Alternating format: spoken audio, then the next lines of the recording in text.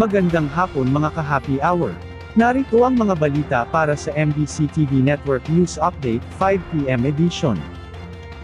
Tatlong Pinoy Cardinal bibiyahe papuntang Vatican upang makibahagi sa pagpili ng susunod na Santo Papa.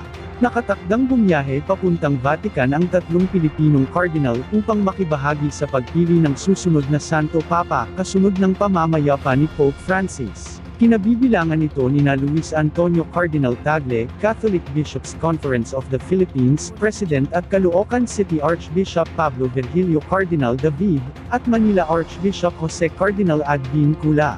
Maliban sa pagpili ng susunod na Santo Papa, inaasahan ding makikibahagi ang tatlong Filipino Cardinals sa funeral ng pumanaw na Santo Papa. Sa isang mensahe mula sa CBCP, binibigyang diin dito na ang magiging biyahe ng mga Filipino Cardinals papuntang Rome, ay nagpapakita ng kanilang commitment para bigyang pugay at pahalagahan ang legasiya ni Pope Francis. Nagpapakita rin umano ito ng kanilang pagpapahalaga sa solemn ceremonies na naktakda sa Vatican, giit ng CBCP ang kanyang presensya sa mahalagang okasyon ay sumasalamin, hindi lamang ng kanilang personal na paggalang sa namayapang Santo Papa, kundi ng pagluluksa ng buong Catholic community.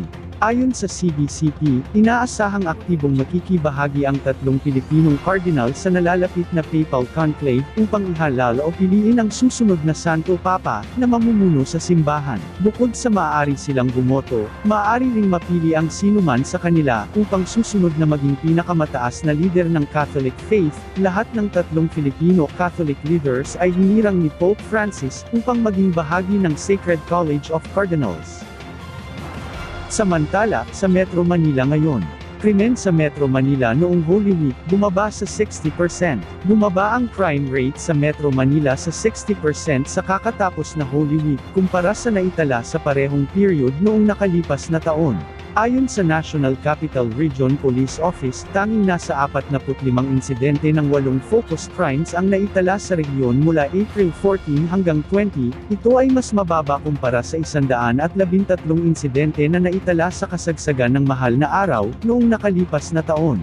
Ayon sa NCRPO, nakapagtala ang regyon ng malaking improvement sa pagtiyak sa seguridad ng publiko ngayong Holy Week, kasunod ng naiulat na 60.18% na pagbaba sa 8 focus crimes mula April 14 hanggang 20, kumpara sa parehong period noong nakalipas na taon. Partikular na naobserbahan ang pagbaba sa focus crimes ay sa murder mula sa 8 kaso bumaba ito sa 1, sa rape o panghahalay, bumaba ito mula sa 18 kaso sa 4, sa physical injuries naman bumaba ito mula sa 12 kaso sa 4, at theft o pagnanakaw na bumaba mula sa 55 sa 24 na kaso. Tumaas naman ang mga naresolbang kaso sa Metro Manila ngayong taon sa 88.89% mula sa 73.45% noong 2024.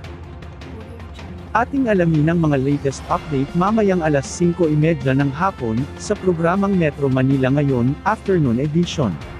At yan ang mga balita para sa MBC TV Network News Update 5 PM edition. Samahan ninyo kami bukas mula alas 9 ng umaga hanggang alas 5 ng hapon.